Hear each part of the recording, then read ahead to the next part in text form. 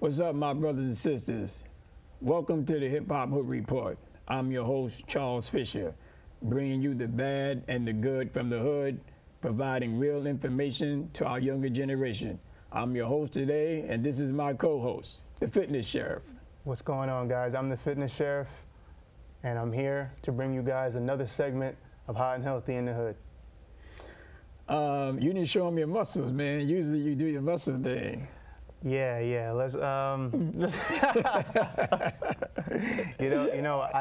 said last episode that the biceps were going to be getting bigger every single time, but today my muscles are a little flat. I've been doing just a bunch of stuff in the community and all that stuff. I haven't really got a chance to actually get in the gym, but for my muscles to be getting bigger every show and every week, that would just mean that I'm just only working arms. And when you're working out, you have to do legs, upper body, all types of muscles. So, but listen, don't get it twisted. The arms are still there.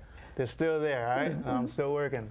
I was hoping this week that we could have got into the obliques when you were Carol Maraj. Oh yeah, right. The obliques. But the obliques. Because you said the women like the obliques, but unfortunately we had that breaking news that came in from the CDC, so we couldn't get into it. So maybe next segment, we can get into the obliques and all the things that that our ladies out there need to know in order to keep in shape. For sure, we're gonna get into obliques. We're gonna get into some legs exercises and some cardio stuff to keep that waist nice and thin. All right.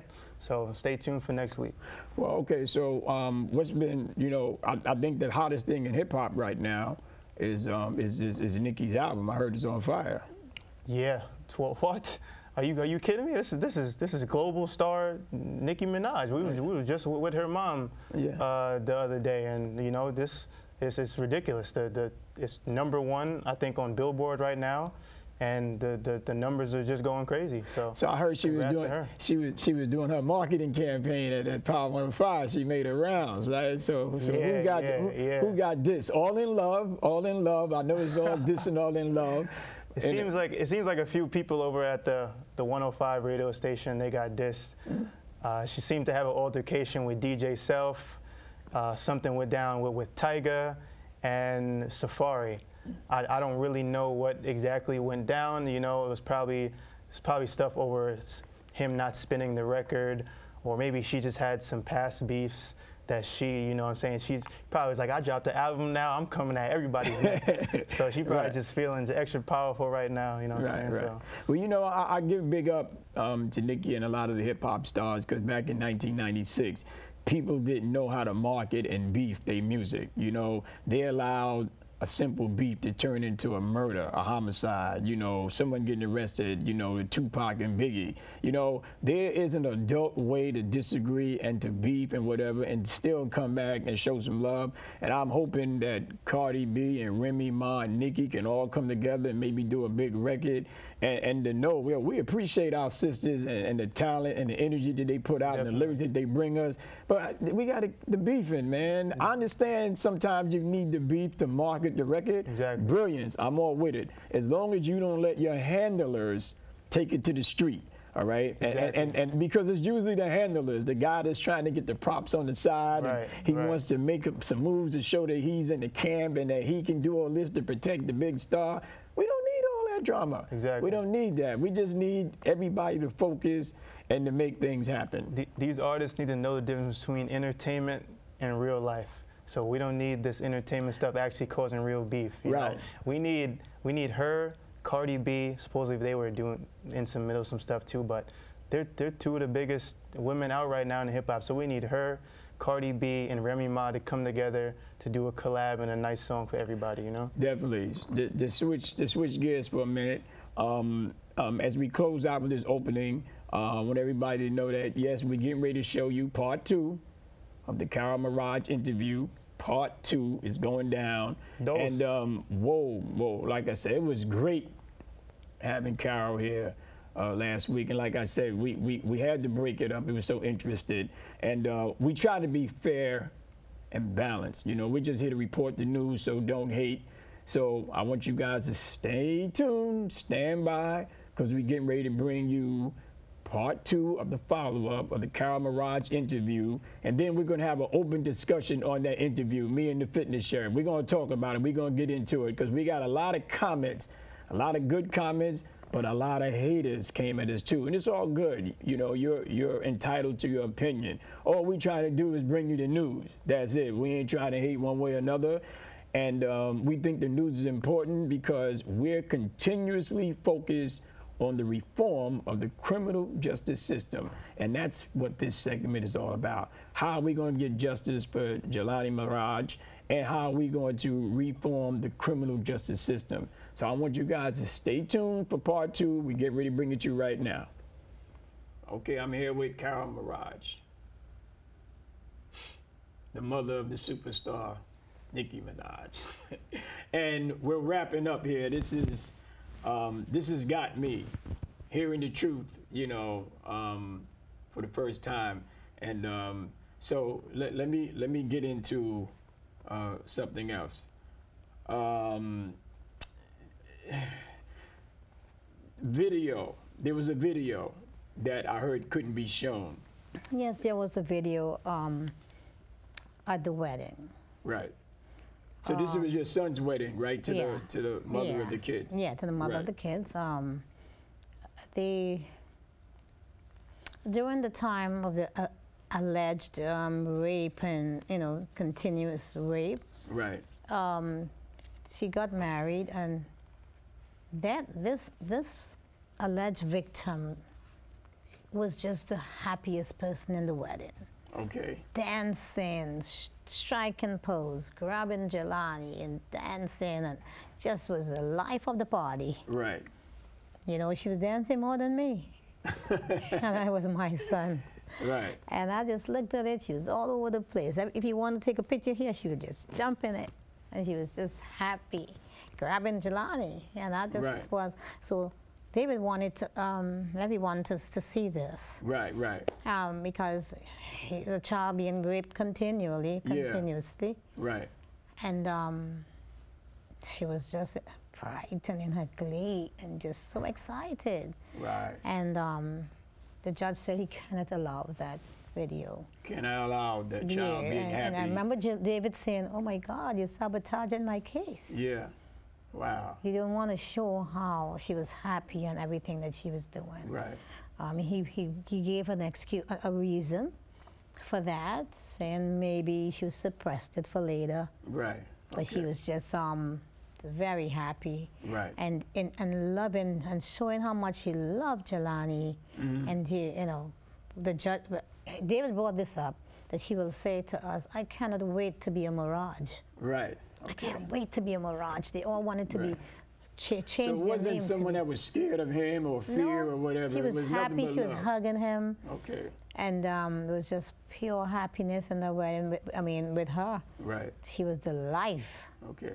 Of the party, but then, so they didn't show the video, and that hurt the case also. But right. But let me delve into something else here. Mm-hmm. This one really blew my mind. Counseling records shows that she had sex with 2 males and a godfather. Judge denied witnesses to testify that she had sex with the plaintiff, and there was a masturbation video posted online. Oh, I didn't really see the masturbation video, but I know I read something like that in the transcript. Yeah.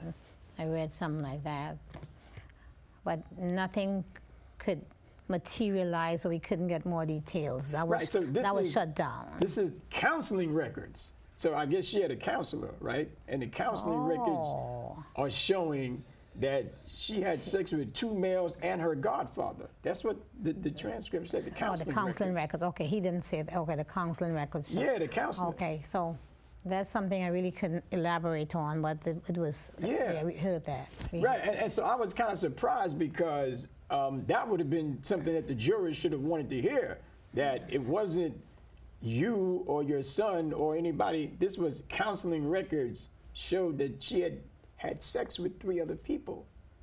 before. So maybe they had the DNA or whatever. But that kind of blew me away.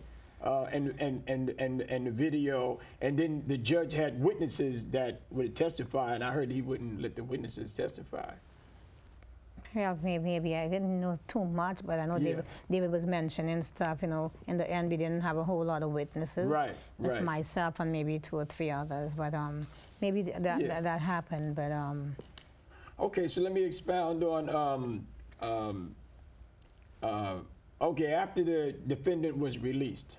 You pointed out something that his ex-wife was trying to contact him. Yeah, well, I was in the car one time, and she called, and she called, and she called, and. So this is after he got out of prison, right? Yeah. Or got out of jail after being accused of raping her daughter. So now he's on bail and everything. Right, right. I was in the car with him, and she called, and I said, "Is that her?" And she was calling and calling, and then he said, why are you calling? You know why I'm calling. You know why I'm calling. And she didn't say much because she was probably thinking that she's going to be recorded or something. So she said, you know why I'm calling. You know, one time he said, Mommy, 39 times today this girl called me. 39 times. And she just accused him of raping her daughter. Yeah, you keep calling. You're calling a man, and you're just calling this man. You know, me, I wasn't even ever going to look your way or more to even call you. And so she called him so many times, and I was there when she called. She didn't even know. We kept very quiet in the car, wanting her to say something, but she just said, you know why I'm calling. Wow. So in most mothers, if a man raped their daughter, was accused of raping, would want nothing to do. Nothing to do with him. She can't wait to see him fry somewhere. Wow. You don't call the man and keep calling the man. Wow.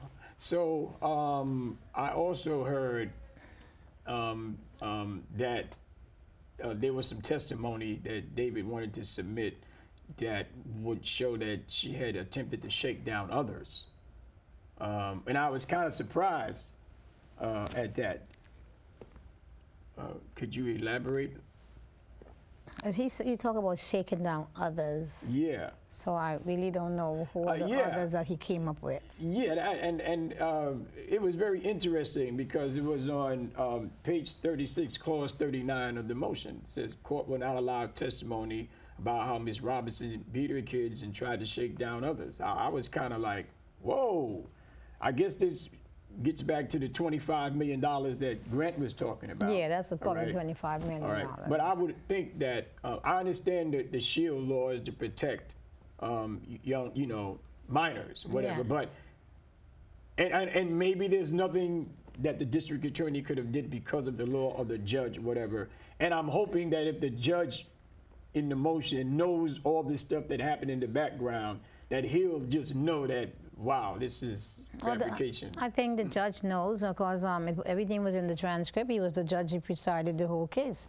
Right. So he knows everything. And he heard it all, and it's in the transcript. Well, I'm glad you came on kind of like to let the world know what's going on. And even it was when she mentioned that after he was accused of all these disgusting things to her, having done to her daughter, that she asked him out. She asked him out for her birthday 2 months later. Asked him out, huh? And she said she told the court, it's in the transcript, that she slept with him after that. Wow. And she told the court. It's in the transcript? It's in the transcript. Come on, listen. I can't see someone who did something like that to your daughter. Wow. You're going to even call them for your birthday? I don't care if it's my birthday. Sure. I want to have nothing to do with you. It's hard to believe that someone won't want to go out with a guy that just raped your daughter. These are just things that shows me, that convinced me that there's something is not right with this case. Right. But it has been overlooked, overlooked because of the witch hunt. him being Jelani Maraj, the brother of Nicki Minaj. Okay.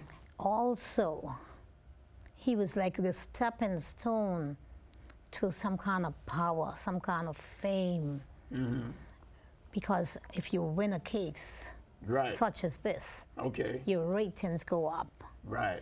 So what I conclude is that the concerns that was shown by the DA for these kids, I feel that doesn't even match up to the level of the hunger for that power.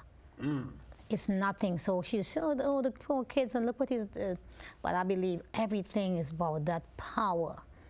So it doesn't matter if you know he was innocent, if you have a feeling, you overlook things, you will twist up words, because this is going to bring you some fame and power. That's what I didn't, no one told me that. That was just my own conclusion. But I studied everything. I said, wow, what a system. Wow. And it doesn't do the kids any type of service, because they're still going the kids are back. You don't even know how much beatings they're getting. You don't know if they will end up dead. Right. You didn't do anything for them, or you're so concerned. A mother said, I beat them with electric cords. And what did you, the question is, what did they do for the kids? Are they still with her? Right. I mean, she openly said it, and it's in the transcript. Right. But that's it. Listen, I'm between the jurors doing all that talking and throwing Whitney Williams' name out there and talking with each other and violating the jurors' oath, and even with the 9-year-old kid who didn't even understand what taking the oath was. Right. All right. And I heard that the judge had to kind of like lead him into understanding. You know, I don't. That 9-year-old kid can't know what, you know, what the oath is all about. All right. But yet his testimony was allowed in, and then the video. There's just so much. I can go on and on and on, and I'm just glad that you came here, because the world needs to know what really happened, because we have to protect the Me Too movement, right? I'm afraid that if justice isn't done, you know, to this case, that the next woman or the next little girl that comes and screams rape, rape, rape, that they are going to say, well, look what happened to the Jelani case, and the guilty guy will go free. So I'm urging the district attorney and the judge, we have to get this right. We have to get this right, because if we don't get this right, it's going to set the Me Too movement back decades. And I think we need some criminal justice reform. Yes, we do. Okay, and I'm hoping that you will work with me on that. I'm definitely. I believe that high authorities have put your son in a position that he'll realize that it doesn't matter how much fame and fortune you're associated with, this can happen to anyone. Yes, imagine the people out there that don't have the resources that you have. All right, to really hire an attorney, get transcripts and records. You're kind of blessed. Oh, thank you, but that's what I thought. I said, oh my God, so many men, so many innocent men could be just, you know, fall in the same position like Jelani, and they don't have any money to even push, and they just give up. And just dealing with 25 years of their life. And I would just admonish that you who have the money, all the advocates, really work hard on helping these men in prison. I didn't understand it before. It wasn't even part of my business before. But oh my God, it's a sad state for these black men in prison. And they need the millionaires to go out there and say, you know, I'm going to pay you to work for, you know, I'm going to pay you to help some of these men in prison. Let me hear their story. You know, push for them. So many of them just up the river because, and another thing I'm afraid of is, if this happened to Jelani, many other devious women could set up the children. Because I was told by a prominent attorney from Manhattan, he said, this is Nassau County, and these are children involved. your son doesn't stand a chance. Attorney told you that? An attorney told me it's Nassau County and his children involved. And your son doesn't stand a chance. Well, but I know there's a God. Yes, yes, indeed. He reigns over the affairs of men. Okay. And I am not afraid. Well, you know, I know you had that experience because I went with you to visit him. So what's that like for you to actually go and visit him? So visit, you know. Because you never, like you said, this wasn't even an area of life that I was expecting. Now all of a sudden you're visiting, you're going to the prison. I'm visiting him in the facility. Thank God he's not in the prison. Okay. But he's still being held in the correctional center. And I like the fact that the pillar in him came out. Okay. Because he came from a pillar. Right.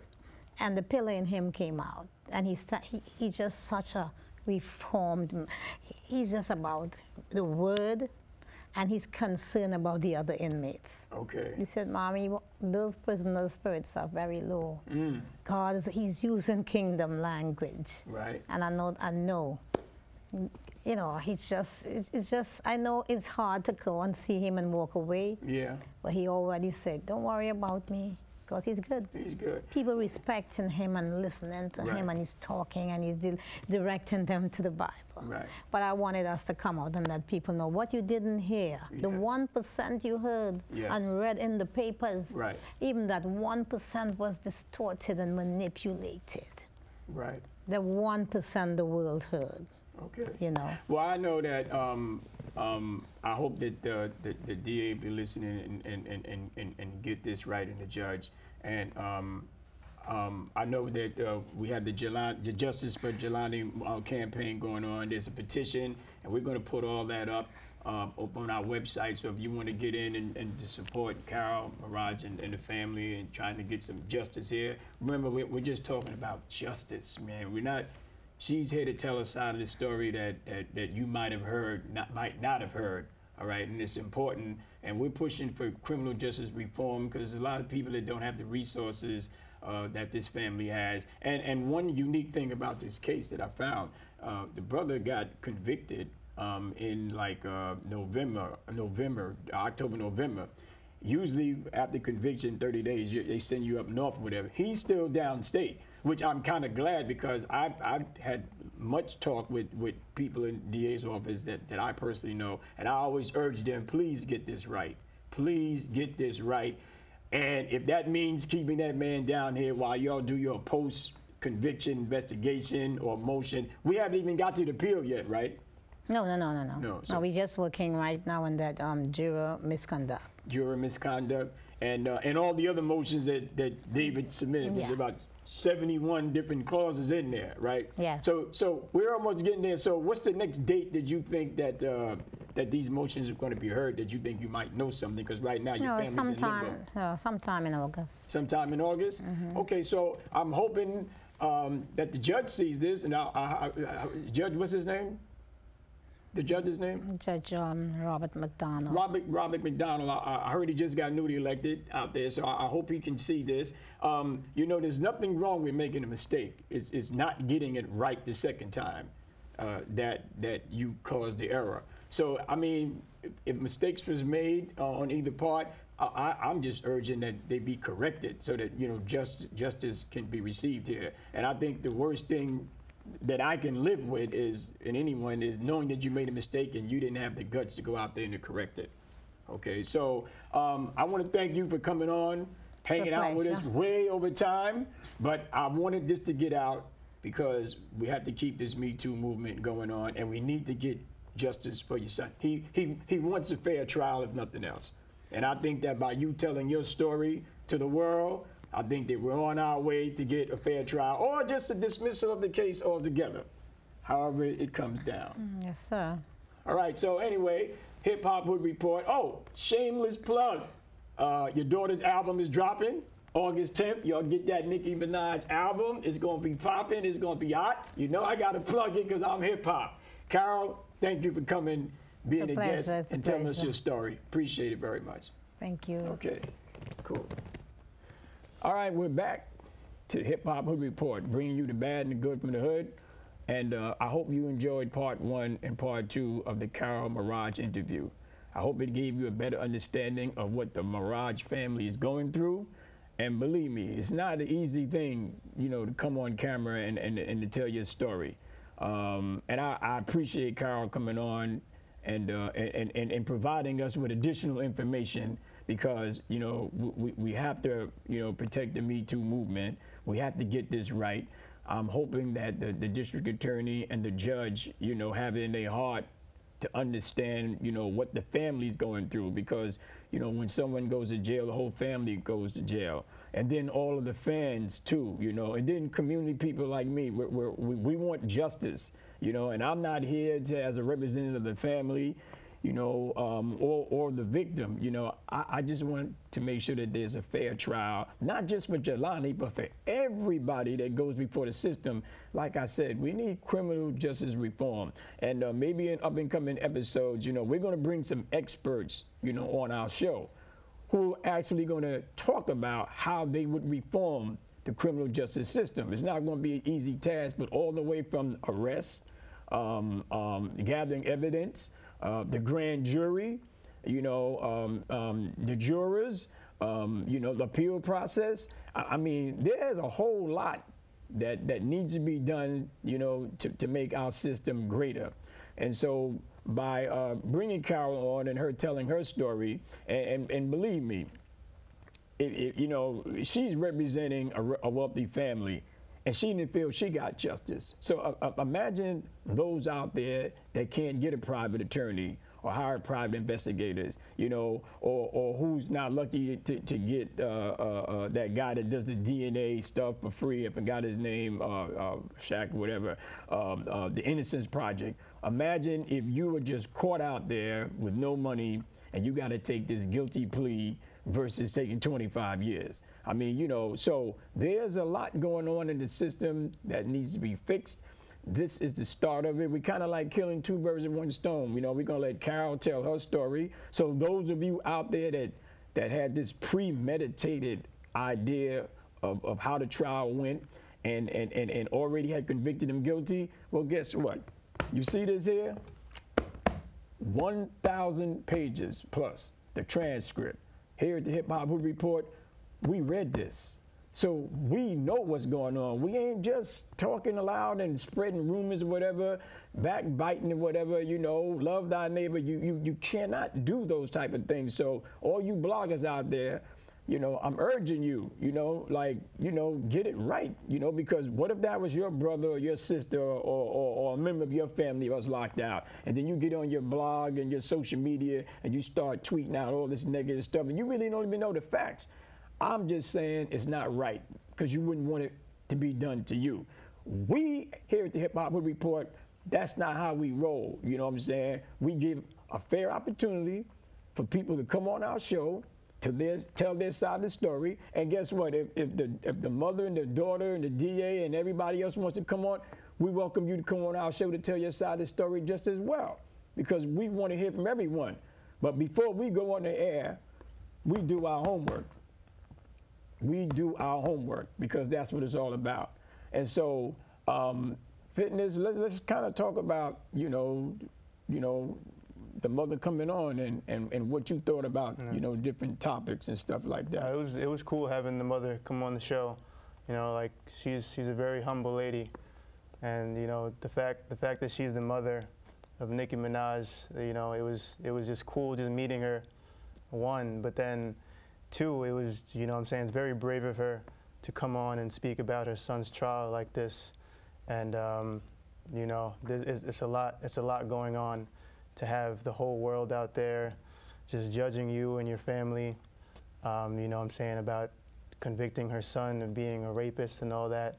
And she was able to come on and she was able to tell the people the real truth and about what's going on. According to the transcripts. According to the transcripts. So I definitely applaud her a lot on that. And it was also cool that I was able to talk to her about some fitness stuff as well too. Yeah. You know, because I like learning about people's journeys in the fitness industry and everything. So being able to get both sides. You know, Sure. it was awesome to have her on the show. Well, I know that this has been a rough week for the entire Maraj/Minaj family because Nicki dropped the album, and then you know there was a lot of people trying to hate on Carol, saying that Carol was trying to sabotage the release of the album by dropping this interview right around there, which is false. I mean, we pushed the interview back because we wanted to respect Nicki's album. I'm a Nicki fan, so I'm never going to do nothing to diss Nicki. I love her. Exactly. I think she's one of the most talented artists in the game today. But the people got to understand that by the 24th of this month, the judge is going to present a ruling on whether her brother is going to be released. And that's in I think that's about in 7 days. And so therefore, as much as we wanted to push this interview even back further to maybe give Nicki 2 or 3 more weeks space on the album, the world needed to know exactly what happened. The court of public opinion has to play a role so that the judge can make a fair and balanced decision on whether they're going to give this man a new trial or dismiss the case, whatever. So even pushing it back to 5 days, every day that we push it back, that's a day that jeopardizes this man having to go up north. And nobody wants to go up north. You understand what I'm saying? Like right now he's in county. He's got a chance to get a new trial, have the case dismissed. And so therefore we honored Nicki and the label and pushed it back. But we couldn't have pushed it back no further because a man's life is at stake. We're talking about maybe 25 years, man. And so therefore, if we were to push it back any further, God knows it might. Every day that passes is a day lost. There you go. We need to save every single day so we could help this man to a fair trial. There you go. So forgive us, record label, forgive us, Nicki, but listen, if it comes down to money or getting your brother out, I know you want to get your brother out, and that's what we're trying to do. So let me touch on a couple things that was said during that case. You know what really got me? The DNA evidence. You know, when she said that the DNA was inconclusive, I got a call from the attorney David Schwartz earlier this week, who expounded further on the DNA evidence, and it's my understanding that that the prosecution's witness, the expert of the DNA, presented the DNA case, right? And he spelled it out so beautiful that David said he didn't even have to bring his expert. You understand what I'm saying? Because everything that the prosecution said in regards to the DNA, he agreed with, that it was inconclusive, no DNA match. So if the district attorney's star witness, all right, said that the DNA was inconclusive, and David said I didn't even have to bring my DNA expert on, so I'm trying to figure out how did the jury get that wrong? You understand what I'm saying? That's a great question. That's a great question. How did they get that information wrong? I mean, because, you know, when you watch all these shows, there's not enough credible sources, Let me pick up my you know what I'm saying, to prove that this man's DNA was on this clothing and they're everywhere. When you watch all these crime shows, right, because there's more crime shows on TV than anything, they always talk about DNA evidence. Exactly. Right? The prosecution's witness said the DNA evidence was inconclusive, right? Jelani didn't even need to bring his expert, but the jurors didn't hear that. I thought that when you heard that DNA evidence is inconclusive, that kind of meant that there was a shadow of a doubt placed in the case, and that how can we convict the man when the DNA is not there? You understand what I'm saying? So that kind of got me. The juror misconduct, man, that's a no-brainer right there. Explain that to the people. Well, you know, the jurors are not allowed to talk to anybody. You know, they're supposed to be sequestered. They can't talk about anything that they saw on Facebook, Instagram, Twitter. You know, they can't talk to their peers. They can't even talk about the case. And so from what Carol was expounding on, that one of the alternate jurors signed documents saying that, you know, we were all talking about the case. Even Wendy Williams had some kind of opinion and voice in the case. And we love Wendy, but we know when Wendy Williams get involved in anything, a whole bunch of gossip. It's a whole bunch of gossip. What are they talking about Wendy Williams for? So in my opinion, the jurors definitely didn't go according to script. right? That's a violation of my man's rights right there. That's grounds for dismissal. So is the case supposed to be dismissed if jurors get caught doing social media and all this stuff about the case? Yes, that's the heart of it right now, the juror misconduct. And that's David Schwartz put his motion in based around that. And the jurors, I heard like 4 or 5 jurors sign affidavits agreeing to it. You understand what I'm saying? Saying like, yeah, we were talking about the trial. So it's not even like they're denying it. They're playing out saying, we messed up. Right. But it's whatever. Right. They're not even denying it. So I'm just saying that, you know, now understand something. This probably happens in the average trial, all right? But because this is a high-profile case and a celebrity, and they have money and they have a competent attorney, this gets bought out. But if this was Joe Blow, man, you could probably forget it, man. Yeah. You can probably forget it. You know, you might win in an appeal down the line if you don't. If you have a private attorney, but if you can't afford a private attorney, they give you like this 18B who is overstacked with cases, who really can't put his heart and soul into your appeal, you're basically going to be doing mad long time. He won't give you the time of day that you need at all. Right. He won't. He doesn't have the resources and the wherewithal. And so between the juror misconduct, the DNA evidence, there was some other stuff that could have been focused on, like the sexual life of the 11 to 12-year-old girl. But I heard that there's this rape shield law, and so they couldn't talk about the sexual life of the young girl and how she might have been active with other men and not Jelani, and that she was too scared to come forward, you know, to talk to the mother because the mother might have went off on her. You know, when you're 11 years old, if you're kind of promiscuous. Do you feel like that would change the case if she was sexually active? I'm gonna tell you something right now. If the jurors would have heard, because according to what I'm seeing here, there was witnesses that said they were willing to come forward to say that she was sexually active and whatever. And I heard that they weren't allowed to bring that testimony. But let's just say, forget about the law for a minute. Just say me as a layman, right? Me as a layman, if I would have known, if I would have heard that, you know, that the accuser was sexually active at that age, and that there may have been other men that she had sex with, and that maybe that Jelani was an scapegoat, I might have said not guilty, because that would have been the shadow of a doubt that I would have needed in order to say, hold on a second, you know, you're not as innocent as perceived to be. Like there's other men that you're having sex with at this very young age, you know, because the internet can turn a 10-year-old girl into a woman overnight. You know, that's one of the problems with the internet, and on your phone where the internet is. So, I mean, when that was brought to my attention, I was like, oh, wow. And then the extortion piece, the social worker signing a document saying that the young guy was bragging about getting $25 million. I was like, okay, so, you know, I had heard rumor and talk of extortion, but now I'm saying, like, even the social worker signed off on it. So if the social worker is signing off saying that the young kid is talking about he's going to get $25 million, then that wasn't a rumor about extortion. There was a third-party professional witness that heard it. And so these are all the cracks that I saw in the case as I was reading. And like I said, David has about 72 motions, man.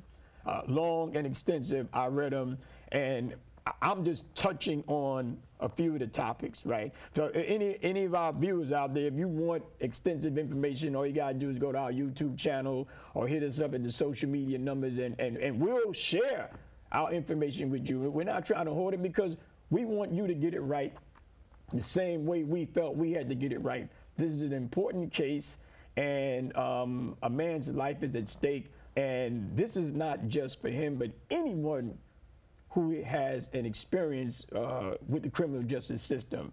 You know, we feel it is our responsibility here at the Hip Hop Hood Report to tell you the bad and the good in the hood and provide real information to our younger generation, and to update you on anything that's current that's going to help you with your situation. So I want to thank Carol for coming on. Of course. And kicking it with us. And I hope everybody enjoyed part 1 and part 2 of the Hip Hop Hood Report. And I'm looking forward to Jelani coming home and coming on our show. And I'm even looking forward to Nicki coming on the show, because right now Nicki's going through a whole lot. I mean, you know, she's damn if she do, damn if she don't, supporting this, her brother. You know, she puts up money for the house, and then the haters are saying, oh, she's involved with a pedophile, she's putting money for the house. She goes to visit him. Oh, she's supporting him, she's visiting him. She don't go to visit him. Oh, she's not supporting him on a visit. You know, it's like a catch-22. You know, then they try to squeeze the mother and say that, oh, the mother and the daughter are fighting and battling.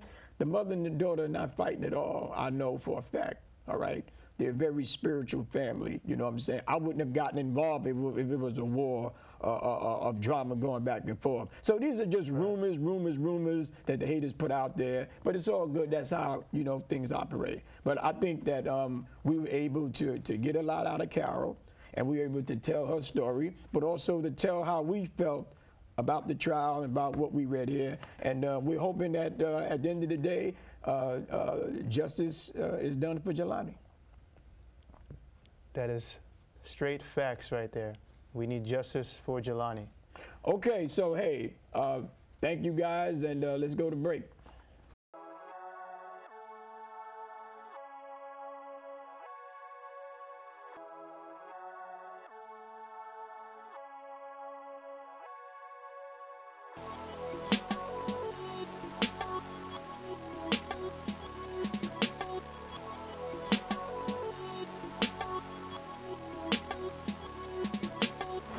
My voice. My voice. My voice. My voice. My voice. My voice. My voice.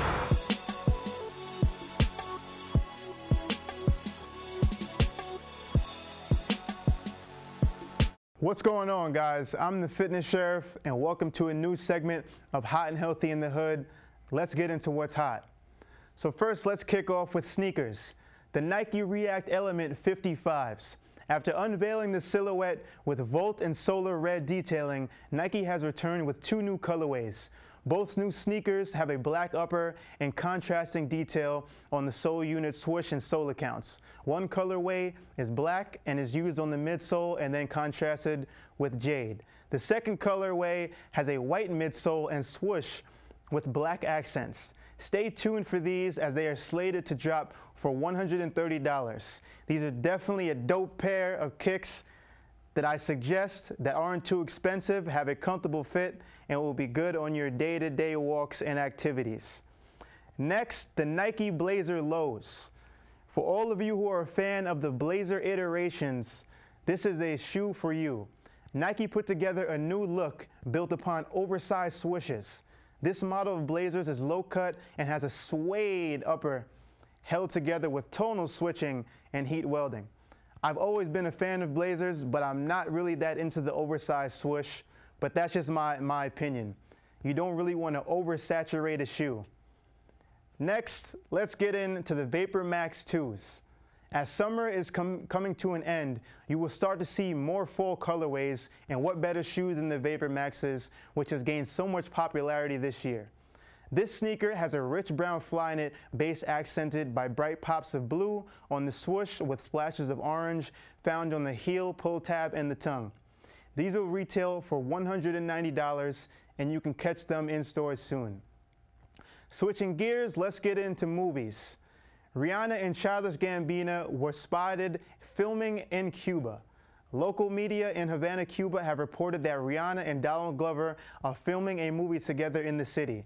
The two superstars are both cast members of the upcoming film called Guava Island. The details are still very unknown about this project, but I'm sure it's going to be a hit. I've become a Donald Glover fan over the past year since watching the hit series Atlanta. So definitely stay tuned for this, because I feel like it's going to be big when Donald Glover and Rihanna get together. Netflix film Next Gen. The official trailer for this was just released. This is an animated action-adventure movie starring John Krasinski, David Cross, Michael Pena, Constance Wu, and Charlene Yi. Some big names out there. Next Gen focuses on the power of memories and tells the story of an unlikely friendship between a rebellious girl and a runaway combat robot as they unite to stop a madman's plan for technological world domination. I think the animation films are very cool because they make me feel like a kid once again. So I hope this is funny and filled with a bunch of action. So for you kids out there looking for something new, this coming September, stay tuned for this. Let's get into some technology. Russian hackers are taking over Instagram profiles. Since the start of August, hundreds of user Instagram accounts have been getting hacked. The hack allows them to gain access to your profiles and logs them off, but also changes the profile picture to a Disney character. Most people who fell under the hack did not have two-factor authentication, but there are reports that a few did. IG needs to fix this as soon as possible. Some people's lives revolve around this app and run their businesses through this, or have private info/messages, and knowing that it's easy to gain access to someone's information is just scary. For you guys hacking accounts, my name is the Fitness Sheriff, and if you hack mine, my favorite Disney character is Goofy, so at least change it to that. But really don't hack my account. Google launches Cameo app. The tech giant Google has just launched a new Q&A called Cameos. It is aimed at celebrities and other public figures and will allow them to answer questions about themselves via video and share the answers on Google. Being able to ask your favorite celeb or role model a question about themselves is a great idea for them to add in. This will bridge the gap a bit more and allow you to get to know your celebrities and your role models a little bit more than what you just see on TV, etc. Let's get into some music. For all you Travis Scott fans, Astroworld is now screaming everywhere. You should definitely check this project out. I've heard some great reviews, and his upcoming tour is coming soon, so stay tuned. Migos, if you watched the last 2 episodes, I told you about Mark Wahlberg's upcoming film, Mile 22, and now they have released a soundtrack. Migos found their way on it with the new single, Is You Ready? Big shout out to them as they continue to dominate the industry and pack out shows on their tour that they are on right now with Drake. And last but not least, my favorite section, sports. Carmelo Anthony is now a member of the Houston Rockets. The Houston Rockets officially announced the signing of the 10-time All-Star Carmelo Anthony.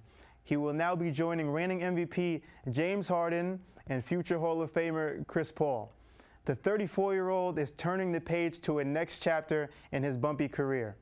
I thought last season with the Oklahoma City Thunder would be great with him, Westbrook, and Paul George, but it didn't really work out, and it wasn't his claim to fame.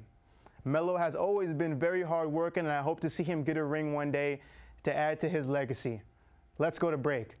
Failure is a necessary process. I think 100% that you need to have these struggles earlier on in life to appreciate success, because most people, when they run across these pains or these challenges, then they don't know how to cope with them. What's going on, guys? I'm the Fitness Sheriff, and I'm here with the health segment of Hot and Healthy in the Hood, and I have some breaking news from the CDC. Early CDC figures show the drug epidemic, fueled by the rise in fentanyl, rose to 72,287 people who died from an overdose in 2017, an increase of about 10% from the year before. The rising overdose numbers make the drug epidemic more deadly than gun violence, car crashes, or AIDS, which have never killed as many people in a single year. It represents nearly 200 people dying from overdoses every day in 2017. A majority of the deaths, nearly 49,000, was caused by opioids, according to the new data. And the biggest driver was the dangerous synthetic opioid, fentanyl, which killed more than 29,000 people, followed by heroin and other drugs. Wow. Wow. What do you think about this?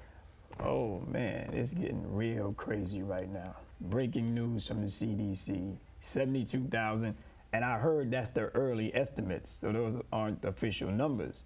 So this is a crisis, man, and you know, as a member of the Nassau County Heroin Prevention Task Force, you know, I want to bring this news back to our next meeting because we really need to get on this. Prevention is the only way. We have to educate young people at an early age about this epidemic, and we have to get into education and awareness. And that's what's missing. Now, I heard that there's $1 billion available. President has put up $1 billion that the states can tap into now for programs. Those programs need to be focused on education, awareness, and treatment. And if we follow that law, that rule of education and prevention and treatment, I think we can bring those numbers down. But we went from 64,000 last year to 72,000, outpacing car crashes, gun violence, and AIDS. So this is a serious epidemic that no one is paying attention to. So, you know, we need to get on it. For sure. Those numbers that you mentioned, I'm not liking the big jumps, and we need to bring those back down, because we don't really need this drug going around affecting our youth and our communities. So for sure. So what else we got? That's a problem. So unfortunately, there's still new drugs that are still coming around our way.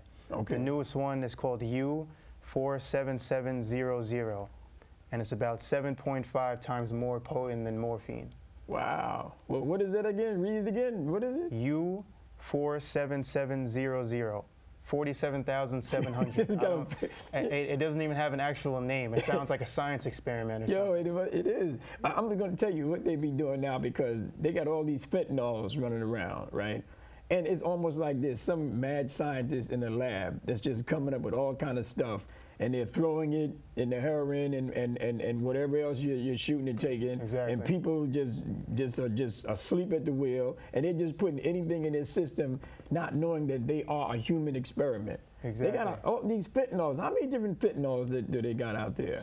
At least like 3 or 4 different. I mean, they got regular fentanyl. Regular. I think you might even have it on your sheet there. I think I glanced at it. Yeah. So there's about 4. There's carfentanil, furanylfentanyl, acrylfentanyl, and acetylfentanyl. So all of these they seem like some human-made things that people are just putting together, and every single fentanyl, they're just adding more doses and lacing it with more stuff so that people can get more higher. And people aren't understanding that they're getting more potent over time, and it's terrible. Our young people got to understand that they are being used as a guinea pig, all right? And I know that's hard because I was young. When you're young, you think you know it all, you don't really care, whatever. But this fentanyl, this fentanyl is so dangerous that the police officers have to wear gloves, all right? When someone may have died of it or got arrested, they can't, it seeps into the pores of your skin and can kill you. That's how powerful fentanyl is. And carfentanil is even more powerful than fentanyl. Isn't carfentanil what they tranquilize the elephants with? Yeah, man. So you can imagine right now that, and then they're going to come out with something that's even more dangerous than carfentanil. Right. Because their thing is, if we can keep making money, you know, off of the ignorance of people, then we're going to keep doing it. And you can't, there's no regulation. Every time the DEA catches up and with the coding of this stuff and the way it's hooked up in the lab, they change the formula. So the DEA can't even, the FDA can't even say, hey, this is regulated or whatever. So there's a major problem when there's 72,000, and that's the early estimates of us that have died, you know, from the heroin opiate epidemic. Just to ask you, are any of your friends been, you know, victim to this, or? Unfortunately, throughout high school and throughout college, I do have friends who I used to hang out with, who used to get into that type of stuff, the opioids. I've lost 2 friends from the heroin and opioid epidemic, and you know, it's just terrible to see the different paths that people will go down. And these are people who I used to play basketball with, sports, all that type of stuff, talk to on a day-to-day basis, and they might have just had terrible things going on in their lives, and they didn't have anyone to speak to. I wish they could have spoke to me. You know what I'm saying? Maybe I could have persuaded them to take a different route. But you know, it sucks. It sucks to know people that this epidemic has ruined their families, and it's also ruined the friends of these family members as well. So, well, I'm quite sure, you know, 10 years ago when you were in high school that this fentanyl thing wasn't even happening. Imagine when you was going to school if they had fentanyl and caught fentanyl. Yeah. A lot more of your friends probably would have died. Well, the fentanyl and all that stuff, it wasn't really around. It was more. There was heroin, though, but it wasn't. I don't think it was as strong as this. So it's definitely gotten stronger over the years. Right. For sure. Right. Well, I mean, you know, I'm hoping that, like I said, the Nassau County Heroin Prevention Task Force, you know, can reach into that pot of money that's out there. The states, you know, can get access to $1 billion. The president has declared this a national emergency, and now it's time for the states, you know, to hit the ground running, right, and get that money and pour it into education and awareness and prevention. I respect the law enforcement side. I know but we're not going to rest our way out of this. It's only going to be done when we get to those elementary kids and those junior high school kids. By the time they get to college and high school, it's a little bit too late because you're already set in your mind you're going to do what you got to do. Exactly. So we have to go into the elementary schools. We have to go into the junior high schools. We have to go in there with a credible message, with credible messengers. We can't have no corny message that they're going to laugh at or whatever. And that's why I think that the hip-hop community needs to be really involved, because hip-hop can deliver a credible message through credible messengers. And that's the importance of this show, the Hip Hop Hood Report, because we want to use this as a platform to get a credible message out to young people and to bring credible messengers on board. Artists that really want to make a difference and be involved with stopping this epidemic, we welcome them on this show. And I'm glad, you know, you took time out, man, to do this breaking news segment to let our young people know we care. This is important information, and everyone needs to hear about it. And just like you said, it starts from young, and we need to start educating these kids before they get exposed to it. You know, and with the use of my EDS program, I hope maybe I can deter any kids that want to take that path, and I can help them channel their energies into something more positive. So great. Okay. Let's go to break. You owe number one, of course, you have to research your target and don't assume what you think they're looking for. Understand what they're looking for. Number two, bring something that is not tangible. Where you feel like you will go in there and you'll sell them something that you will do for them that will not only take them in the direction they want to go, but also ways that they weren't thinking. And number three, be excited. Be extremely excited about what you can bring. And act like, you know, it's Christmas if you get there, because you will not want to go home. You will get there early. You'll be a team player. You'll lift up everybody else within the company. Okay, guys, thank you for watching the Hip Hop Hood Report. I want to thank Carol Maraj. Shout out to Nicki. I hope your album was a success, and you know we're behind you. And hey, listen, man, we got some great interviews coming up next week. Check out all of our social media at the bottom here. Remember, Justice for Jelani. We got a petition going around. The countdown is in effect, yo. I'm reaching out, Judge McDonald, the district attorney, who's doing a great job over there, Madeline Singus, and my man, Renee Fitcher. Joy Smith, all y'all over there at the DA's office, we got nothing but love for y'all, so we're hoping that justice can come down. Fitness, what you got to say?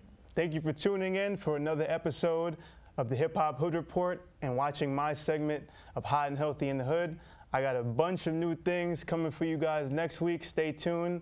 If you're on social media, follow me on everything. Twitter @TheFitnessSheriff, IG TheFitnessSheriff, Snapchat TheFitnessSheriff, and don't forget to follow the Hip Hop Hood Report and subscribe on YouTube.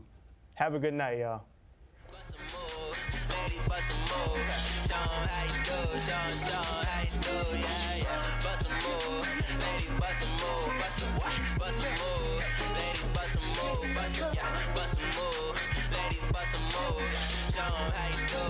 Show the ladies some love, bust a move, ladies bust a move, bust a move, bust a move, ladies bust a move, bust a move, ladies bust a move.